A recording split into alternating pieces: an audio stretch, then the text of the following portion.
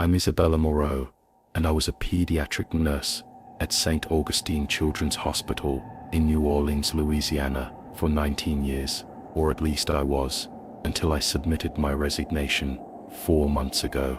You can call me Nurse Bella if you want, and that's what most of the children on the pediatric intensive care unit called me during my nearly 2 decades there. I've seen everything you can imagine in pediatric healthcare: premature twins fighting for their first breath, childhood leukemia patients enduring chemotherapy with smiles that could break your heart, teenagers surviving horrific car accidents, and every kind of medical miracle and tragedy that can befall a child.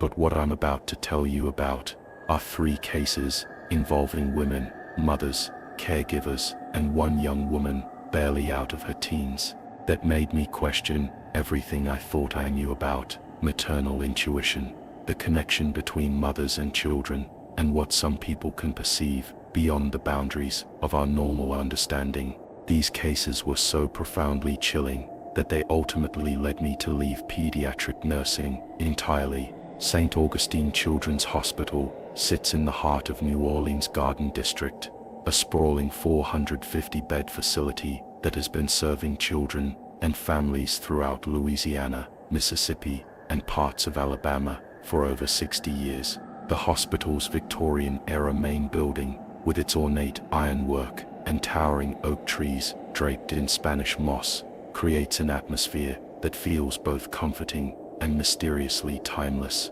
which, as I would later discover, was more appropriate than I ever could have imagined. I began my career there in 2004, fresh out of nursing school at Tulane University, drawn to pediatric care by what I thought was simply a desire to help children heal and families cope with medical crises. The Pediatric Intensive Care Unit, or PICU, where I spent most of my career, occupies the entire 4th floor of the hospital's newer wing. It's a state-of-the-art facility with 32 beds, each equipped with the most advanced life support technology available. Our unit handles the most critically ill children from a region that spans 3 states, treating everything from complex cardiac surgeries on newborns to traumatic brain injuries in teenagers. Working in a pediatric ICU requires a unique combination of advanced medical skills and emotional resilience. You're not just caring for sick children, you're supporting entire families through some of the most terrifying experiences of their lives. Parents sleep in uncomfortable chairs for weeks, siblings feel forgotten and scared, grandparents struggle to understand complex medical terminology while trying to hold everyone together. Over the years, I learned that healing extends far beyond the patient in the bed. It encompasses everyone who loves that child. During my 19 years at St. Augustine, I cared for over 3,000 children. I celebrated first steps taken by toddlers who weren't supposed to walk, witnessed miraculous recoveries that defied medical explanation, and held the hands of families saying goodbye to children who couldn't be saved. I thought I understood the full spectrum of human experience within those walls: the joy, the grief, the hope, and the desperation that defines pediatric medicine. New Orleans itself adds another layer to working in healthcare. This is a city where the boundary between the living and the dead has always felt particularly thin, where families maintain relationships with deceased relatives through rituals and traditions that outsiders might find unusual. Growing up in New Orleans, I was familiar with stories about spirits, visitations, and unexplained connections between this world and whatever lies beyond. But I had always approached these cultural beliefs with respectful skepticism, viewing them as comforting folklore rather than literal reality. That skepticism would be completely shattered by 3 cases involving women whose connections to the children in our care transcended every rational explanation I could construct. The first case that would fundamentally alter my understanding of reality began on March 17, 2019, when we admitted 3-year-old Jasper Boudreau following a near-drowning incident at his family's home in the French Quarter. Jasper had been playing in his grandmother's courtyard when he somehow managed to climb into an ornamental fountain that was deeper than anyone had realized. His mother, Celeste Boudreau, found him submerged and unconscious approximately 6 minutes later. 6 minutes without oxygen is an eternity for a developing brain. By the time paramedics restored Jasper's heartbeat and breathing, he had suffered what neurologists call severe hypoxic ischemic encephalopathy, widespread brain damage caused by oxygen deprivation. Dr. Marcus Thibodeau, our chief pediatric neurologist, explained to the family that while Jasper was likely to survive, the extent of his neurological impairment would not be clear for weeks or possibly months. Celeste Boudreau was a 28-year-old artist who lived with her son in a converted Creole cottage that had been in her family for 4 generations. She was unmarried, and Jasper's father was not involved in their lives, making Celeste the sole caregiver and decision-maker for her son's medical care. From the moment she arrived at our hospital, Celeste displayed a composure that seemed almost supernatural. While other parents in similar situations were typically consumed by panic, tears, and desperate questions, Celeste sat quietly beside Jasper's bed with an expression of patient watchfulness that I found both admirable and slightly unsettling. "He's not ready to go," she told me during my first shift caring for Jasper. "I can feel him fighting. He's strong, that boy, stronger than the water that tried to take him." I had heard similar expressions of faith from many parents over the years, and I typically found them touching examples of parental love and hope. But something about Celeste's certainty felt different, not desperate or wishful, but matter of fact, as if she possessed information that the rest of us lacked. Jasper remained in a medically induced coma for 8 days, while his brain swelling gradually subsided. During this time, Celeste maintained an almost constant vigil at his bedside, leaving only for brief breaks to eat or use the restroom. She rarely spoke to the other parents in our family lounge, preferring to spend her time reading to Jasper, playing soft music on a small speaker, and occasionally having quiet, one-sided conversations with her unconscious son. What began to disturb me, and eventually the entire nursing staff, was Celeste's uncanny knowledge about other patients and events occurring throughout our unit, information she couldn't possibly have obtained through normal means. On Jasper's 4th day in the PU, I was caring for another patient, 6-year-old Maya Fontenot, who had been admitted with complications from cystic fibrosis. Maya's room was at the opposite end of our unit from Jasper's, and her condition had suddenly deteriorated during the night shift. By morning, Maya was struggling to breathe, despite maximum respiratory support, and her parents had been called in for what we delicately referred to as family discussions, conversations about comfort care and end-of-life decisions. Maya's decline had happened quickly, and we had been careful to maintain privacy around her condition, as is standard practice in our unit. Her parents had requested that no information about Maya's status be shared with other families, wanting to protect their own privacy during this difficult time. That afternoon, as I was checking Jasper's ventilator settings, Celeste looked up from the book she was reading and said quietly, "The little girl with the breathing sickness, Maya, she's scared about leaving her parents. She wants them to know she's not in pain, and she's grateful for all the music they played for her." I froze, my hands still adjusting the ventilator controls. Celeste had never met Maya's parents, had never been near Maya's room, and certainly had no access to information about Maya's condition or her family's private bedside conversations. More importantly, Maya's parents had indeed been playing music for their daughter throughout her hospitalization. Classical pieces and children's lullabies that they believed brought her comfort. "I'm sorry," I said carefully, "but I'm not sure what you're referring to." "Patient privacy policies prevent us from discussing other children's conditions." Celeste nodded understandingly. "Of course, I wasn't asking you to tell me anything. I'm just saying what I feel. Maya wants her parents to know she loves them, and she's not afraid anymore." 2 hours later, Maya Fontenot died peacefully in her parents' arms. Her last words, according to her mother, were, "Tell Mama and Papa I love them, and I'm not scared. Over the following days, Celeste continued to demonstrate knowledge that defied rational explanation. She would mention details about patients she had never met, reference conversations she couldn't have overheard, and display an awareness of events occurring in parts of the hospital she had never visited. On Jasper's 6th day, she told me that the baby with the heart problem was going to be fine after his surgery the next day, and that his grandmother should stop worrying because the angels are watching over him during the operation. She was referring to 2-month-old Antoine Lega, who was scheduled for complex cardiac surgery to repair a congenital defect. The surgery was considered high risk, and Antoine's grandmother, who was his primary caregiver, had been consumed with anxiety about the outcome.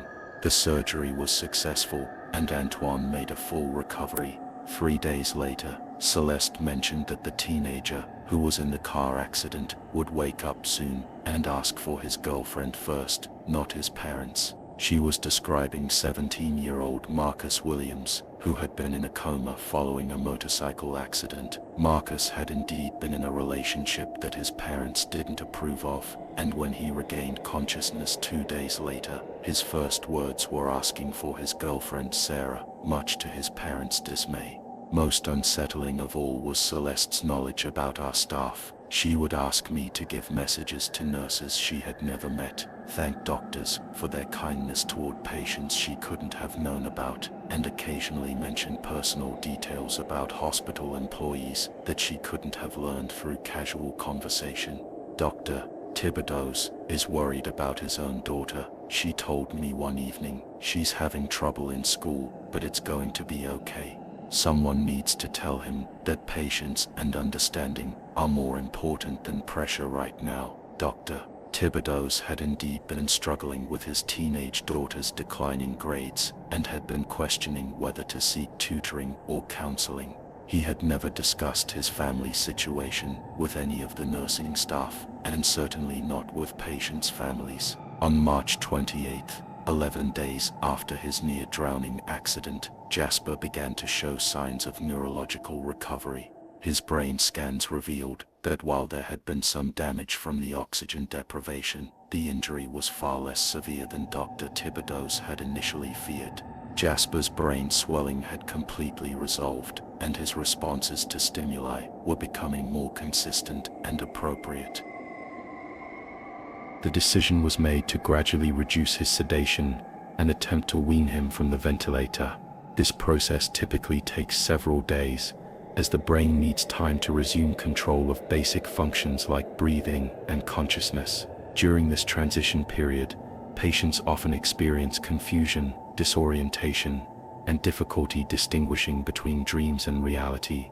As Jasper began to wake up, something extraordinary happened. Instead of the typical confusion and distress that most children experience after prolonged sedation, Jasper appeared remarkably calm and alert. His first words, spoken in the soft, slightly hoarse voice common to children recovering from mechanical ventilation, were directed not at his mother, but at me. "Nurse Bella," he said, his 3-year-old voice filled with an unexpected clarity. "Mama talks to the other children when they're scared. She helps them not be afraid." Celeste looked at me with an expression I'll never forget, a mixture of love, sadness, and resignation, as if a secret she had been carefully guarding had finally been revealed. "Jasper," she said gently, "you're not supposed to talk about that baby." But Jasper continued, his young voice carrying a conviction that seemed far beyond his years. "The other kids told me, Mama, they said you help them when the doctors can't help anymore. They said you show them the way to the light when it's time to go." Over the next several hours, as Jasper's recovery continued, he began describing conversations he claimed to have had with other children during his coma, children who were patients in our PICU, some of whom had died during his stay, others who were still fighting for their lives. He described these interactions with the matter-of-fact acceptance that young children bring to experiences adults would find impossible to believe. "Maya was really sad about leaving her mama and papa," Jasper told us, "but your mama helped her understand that love doesn't stop when you go to the light place. Maya wanted me to tell you she's happy now, and she can breathe easy. He described conversations with Antoine, the baby who had undergone heart surgery, though Jasper referred to him as the tiny one who was born with a broken heart but a strong spirit. He mentioned Marcus, the teenager from the motorcycle accident, whom he called the big kid who rides the loud bike and loves a girl with yellow hair. Most remarkably, Jasper described interactions with children who had been patients in our unit before his admission, children who had died weeks or months earlier, children he couldn't possibly have known about through any normal means. As Jasper's recovery progressed over the following days, Celeste began to open up to me about experiences she had been having since childhood, experiences she had learned to keep private because they frightened people and often resulted in accusations of fraud or mental instability. I've always been able to sense things about children, she explained during one of our late-night conversations in the family lounge. Even when I was little, I could tell when kids at school were sick before they knew it themselves, or when someone was going to get hurt. My grandmother understood she had the same gift. She taught me that some people are born to be bridges between this world and the next, especially for children who are too young to understand what's happening to them. Celeste described her ability as a form of empathic connection that activated most strongly around children who were seriously ill or dying. She could sense their fears, their pain, and sometimes their awareness of approaching death. More significantly, she claimed that children who had died often remained present in some form, particularly in places like hospitals where they had spent their final days. Children don't understand death the way adults do, Celeste explained. They get confused, scared, lost. Sometimes they need someone to help them understand what's happening, to show them it's okay to let go, that their families will be okay without them. That's what I do. I help them transition, help them find peace. According to Celeste, her son's near-death experience had temporarily opened a similar channel of perception in Jasper, allowing him to see and interact with the spirits of children who remained connected to our PQ. She believed this connection would fade as Jasper fully recovered and returned to normal childhood consciousness. Most adults lose the ability to see beyond the physical world, she said. We're taught that only what we can touch and measure is real, but children haven't learned those limitations yet. When they get close to death, sometimes they can see more clearly than those of us who are fully alive. Dr. Thibodeau and the rest of our medical team were understandably skeptical of Jasper's claims and Celeste's explanations. From a neurological standpoint, Jasper's descriptions could easily be attributed to hallucinations caused by his brain injury, medications, or the disorientation common in children recovering from prolonged sedation.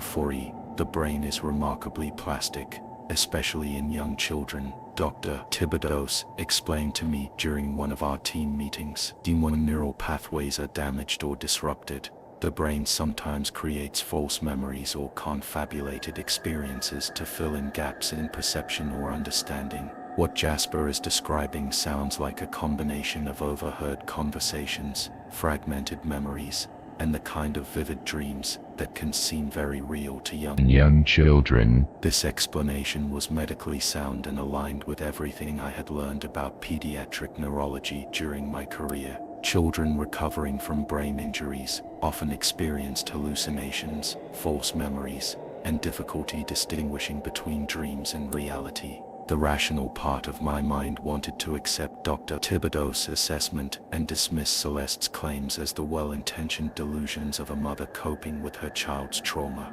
But there were too many specific details, too many accurate pieces of information that Celeste and Jasper couldn't have obtained through normal means. Their knowledge about other patients, their awareness of private family conversations, and their insights into personal struggles of hospital staff went far beyond what could be explained by overheard fragments or lucky guesses. I began keeping detailed notes about Celeste and Jasper's statements, documenting specific claims they made about other patients, and then following up to verify the accuracy of their information. Over the course of Jasper's 2-week recovery period, I recorded 17 specific predictions or observations that proved to be completely accurate, including details about patients' conditions, family dynamics, and medical outcomes that hadn't yet occurred when the statements were made. The most compelling evidence came from Celeste's knowledge about children who had been patients in our unit before Jasper's admission. She accurately described the personalities, medical conditions and family situations of children who had died months earlier, information that existed only in confidential medical records and the memories of staff members who had cared for those patients. As Jasper's recovery continued, both he and Celeste began sharing more detailed information about their experiences. Jasper described what he called the in-between place, a space where sick children could rest and play while their bodies healed, watched over by children who had graduated to the light place and chosen to stay behind to help others. According to Jasper, this in-between place existed alongside our physical PQ, occupying the same space but existing in a different dimension of reality.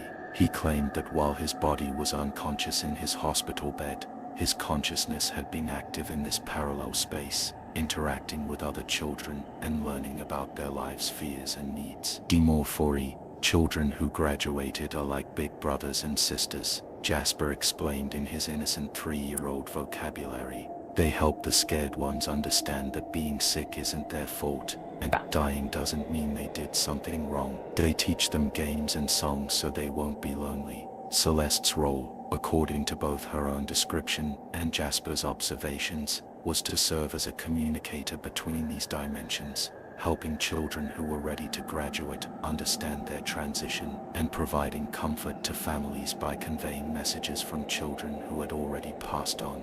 I don't control when it happens, Celeste told me. It's not something I can turn on or off like a radio. Dimorphory, the connection comes when it's needed, when a child is struggling with fear or confusion, or when a family needs to know their child is at peace. Sometimes I'll go weeks without sensing anything unusual, and then suddenly, I'll be overwhelmed with messages and impressions from children who need help crossing over. She described the experience as emotionally and physically exhausting, comparing it to being a translator in a conversation where she could understand both languages, but couldn't always convey the full meaning of what was being communicated. The most convincing proof of Celeste's abilities came through her connection with a child who had died in our unit 6 months before Jasper's admission. 4-year-old Evangeline Dupuy had been a patient with a rare form of pediatric cancer who had spent her final weeks in our PQ. Evangeline's death had been particularly difficult for our staff because she had been such a bright, engaging child who had touched the hearts of everyone who cared for her.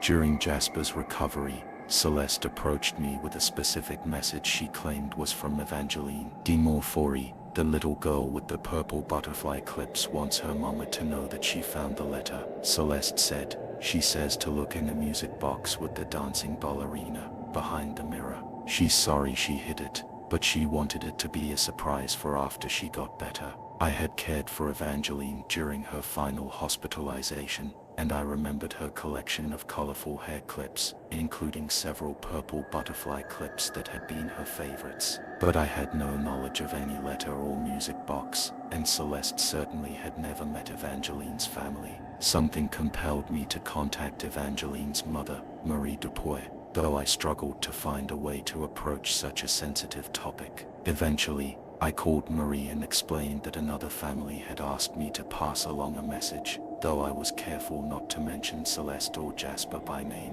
or to provide any context that might influence Marie's response. When I relayed the message about the letter and the music box, Marie began crying so hard that I was afraid I had made a terrible mistake in calling her. After several minutes, she managed to explain that she had been searching for months for a letter that Evangeline had mentioned writing for her, but had never been able to find it. Evangeline told me she wrote me a letter telling me all the reasons why I was the best mama in the world, Marie said through her tears. She said she hid it somewhere special so I would find it after she went to heaven, and it would help me not be so sad. But I looked everywhere, her room, her toys, her books, and I couldn't find it anywhere. I thought maybe she never actually wrote it, or maybe it got lost when we were going back and forth to the hospital. Marie had indeed received a music box with a dancing ballerina for her birthday several years earlier, a gift from Evangeline's grandmother.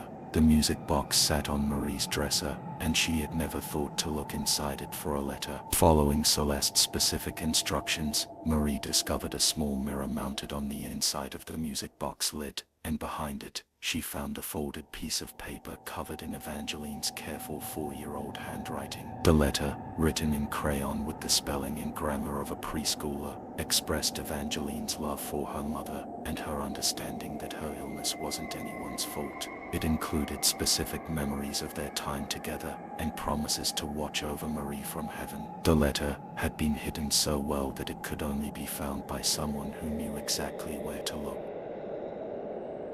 Marie Dupuis's discovery of Evangeline's letter confirmed what I was beginning to suspect, that Celeste possessed genuine abilities that transcended any rational explanation I could construct. Her knowledge about deceased children, her insights into private family matters, and her ability to provide specific, verifiable information about events and locations she had never experienced suggested a form of consciousness that operated beyond the boundaries of our normal understanding. But Celeste Boudreau and her son, Jasper, were only the first of 3 cases that would completely shatter my worldview. What I learned from them would prepare me for encounters with 2 other women whose connections to the children in our care would prove even more impossible to explain. Mitis cases that would ultimately convince me that some people possess abilities that medical science has yet to acknowledge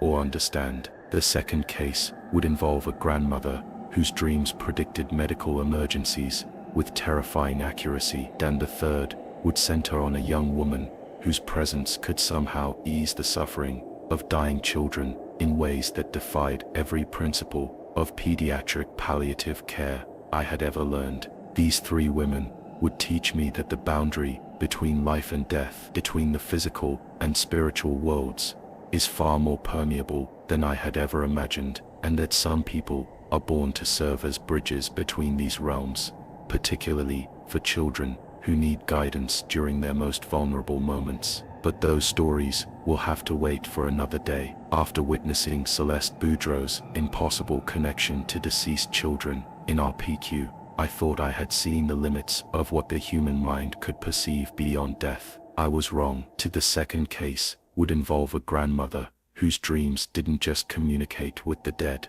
they predicted which children would die before it actually happened. And the third case would show me that some people could literally ease a child's passage from life to death through touch alone. These final 2 cases would destroy whatever remained of my rational worldview and ultimately force me to leave pediatric nursing forever. 6 months after Jasper Boudreau's recovery, I encountered 67-year-old Magnolia Washington, whose 5-year-old granddaughter, Amara, had been admitted to RPQ with complications from sickle cell disease. Magnolia was a retired school teacher from the 9th Ward, a soft-spoken woman who carried herself with the quiet dignity of someone who had survived Hurricane Katrina and rebuilt her life from nothing. What made Magnolia different became apparent on her 3rd night in our family lounge. At approximately 2:30 a.m., I found her sitting bolt upright in her chair, tears streaming down her face, staring at the wall with an expression of absolute terror.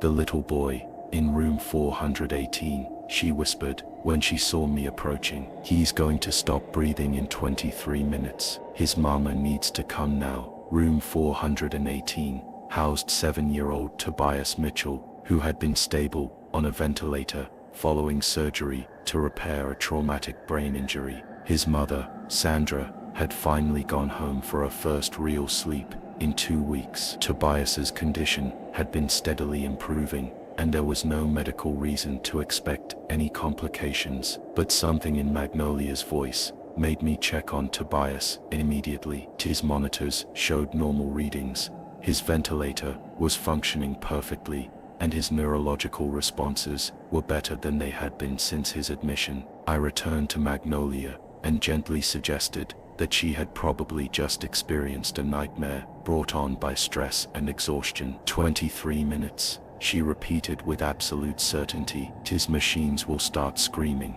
and his little heart will stop. His mama Sandra needs to be here. She needs to hold his hand when he goes. Against every protocol and rational judgment, I called Sandra Mitchell and told her she should return to the hospital immediately. I couldn't explain why, but I urged her to come as quickly as possible. Sandra arrived 18 minutes later, just as Tobias's heart monitor began showing irregular rhythms. At exactly 2:53 a.m., 23 minutes after Magnolia's prediction, Tobias went into cardiac arrest. Despite 40 minutes of aggressive resuscitation efforts, we couldn't save him. Sandra was holding his hand when we finally stopped CPR, just as Magnolia had said she would be. Over the following weeks, Magnolia's dreams proved to be disturbingly accurate. She would wake from what she called her visiting dreams, with specific information about children who were about to take critical turns, sometimes for the worse,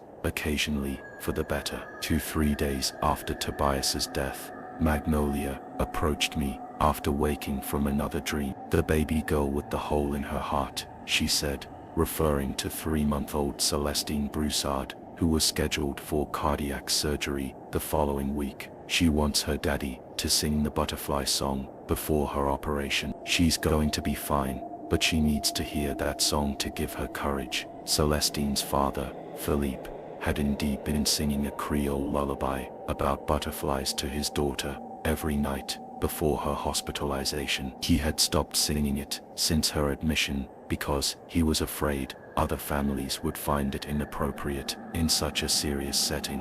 When I relayed Magnolia's message, Philippe began crying and immediately went to sing to his daughter. Celestine's surgery was successful and her recovery was remarkably swift. But Magnolia's most chilling prediction came 2 weeks later. She woke from a dream and told me that the teenager who thinks he's already dead would actually die unless someone convinced him that his family still needed him alive. She was referring to 16-year-old Dimitri Tran, a suicide attempt survivor who had been in our unit for 3 days following an intentional overdose. Dimitri had been responding poorly to treatment, not from medical complications, but from what appeared to be a complete loss of will to live. He refused to speak to counselors, barely acknowledged his parents' presence, and seemed determined to die, despite our medical interventions. "He's standing at a crossroads," Magnolia explained. "Part of him wants to stay with us,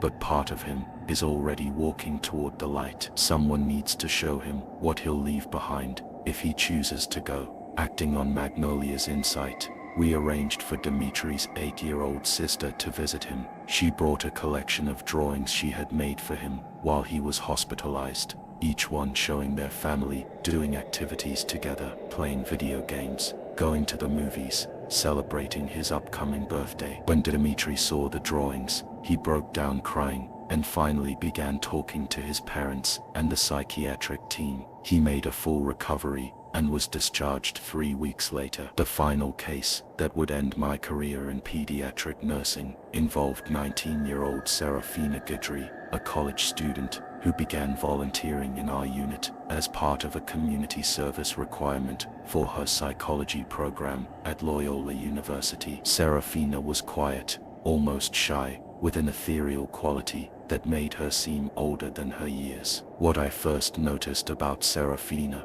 was how dramatically children's behavior changed in her presence. Crying babies would become calm when she entered their rooms. Anxious children would relax during her visits. Even children who were heavily sedated seemed more peaceful when Serafina was nearby. But it was her effect on dying children that truly defied explanation. 8-year-old Gabriel Fontenot had been admitted with end-stage leukemia. Despite aggressive palliative care, Gabriel was in constant pain that our strongest pediatric pain medications could barely touch. His parents, Marie and Joseph, were exhausted from watching their son suffer, and our entire medical team felt helpless in the face of Gabriel's agony. During one of Serafina's visits, she asked if she could sit with Gabriel for a few minutes. Within moments of her placing her hand on his forehead, Gabriel's pain seemed to simply disappear. His facial expression relaxed, His breathing became deep and steady, and for the first time in weeks, he fell into natural, peaceful sleep. "How did you do that?" I asked Serafina when we stepped into the hallway. "I don't really do anything," she replied softly. "I just absorb it somehow. The pain, the fear, the sadness, it flows into me instead of staying in them. I've been able to do it since I was little, but it's stronger here, with the sick children." Over the following days, Serafina would spend time with Gabriel each evening, and during her visits, he experienced complete relief from his pain. When she left, the pain would gradually return, but those hours of peace allowed Gabriel to eat, sleep, and spend quality time with his family. What I didn't initially realize was the physical cost of Serafina's gift. Each time she absorbed a child's pain, she experienced it herself. After her sessions with Gabriel, I would find her in the bathroom, vomiting from the intensity of the cancer pain she had taken on. She would have headaches that lasted for hours,